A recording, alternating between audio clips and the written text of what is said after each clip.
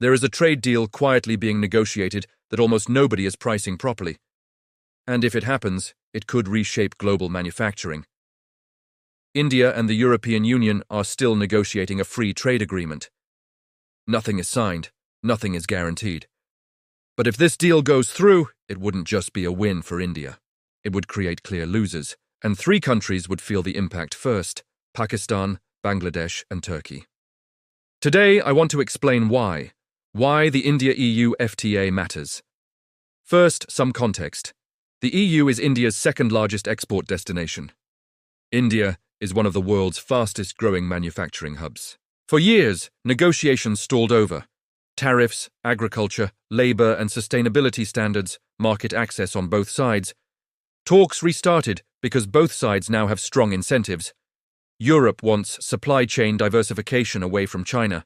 India wants long-term access to high-value export markets. If a deep FTA is reached, especially on industrial goods and textiles, the effects would be structural, not cosmetic. And this is where things get uncomfortable for some of India's competitors. Let's start with Pakistan, where a structural disadvantage is being exposed. Pakistan exports roughly $30 to $35 billion worth of goods annually. More than a quarter goes to the EU, dominated by textiles and apparel. Today, Pakistan's access to Europe depends heavily on preferential trade schemes, not competitiveness alone. Here's the problem. If Indian textiles gain preferential or zero-duty access to Europe under an FTA, India has lower energy costs, more reliable power, larger integrated supply chains, better access to capital, greater scale. Pakistan, by contrast, faces chronic power shortages, high electricity prices, imported cotton dependence, limited room to cut costs. Even Pakistani industry groups acknowledge that price competition against India would be extremely difficult under equal tariff conditions. This wouldn't wipe Pakistan out, but it would compress margins and erode market share. The second country that faces potential issues is Bangladesh. Bangladesh is more complicated and arguably more exposed. Bangladesh sends around 40–45% of its exports to the EU, almost entirely textiles and garments. For years, Bangladesh benefited from duty-free access under least developed country preferences, but that advantage is temporary. As Bangladesh graduates from LDC status, those tariff exemptions begin to phase out. Now imagine the timing.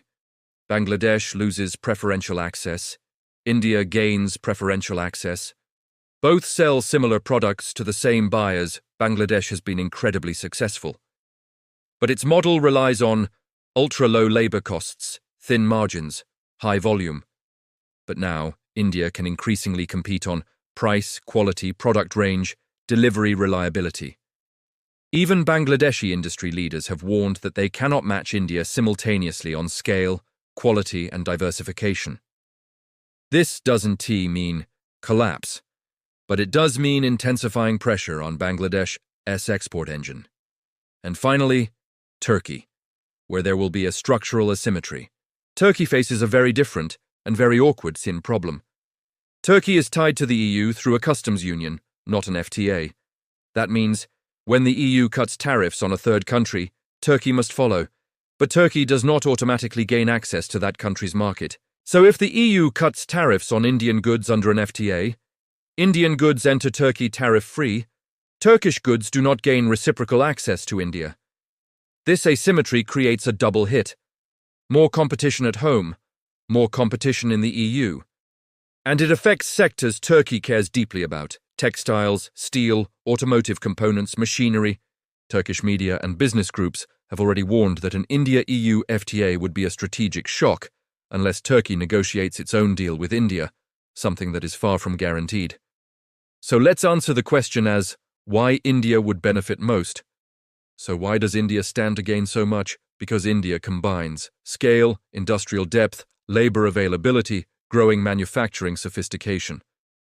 Unlike Bangladesh or Pakistan, India is not just a textile exporter. A deep EU FTA would support growth across textiles and apparel, automobiles and auto components, machinery, pharmaceuticals, electronics. It wouldn't be an overnight transformation, but over time, it could. anchor manufacturing supply chains, accelerate job creation, strengthen India's role as a non-China production hub. This is why Europe is interested, and why India is negotiating hard. But here is the reality check. This is not a done deal. Now, it's important to be clear.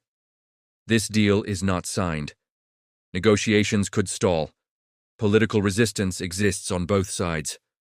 Europe will push hard on labor standards, environmental rules, carbon border adjustments. India will resist agricultural liberalization, rapid tariff elimination, constraints on industrial policy, so this is not inevitable. But if it happens, the competitive impact will be real and uneven. Trade power today isn't built with slogans or speeches. It's built with market access, rules, and timing. An India-EU free trade agreement wouldn't just be a diplomatic milestone. It would quietly redraw parts of the global manufacturing map. And when that happens, not everyone wins.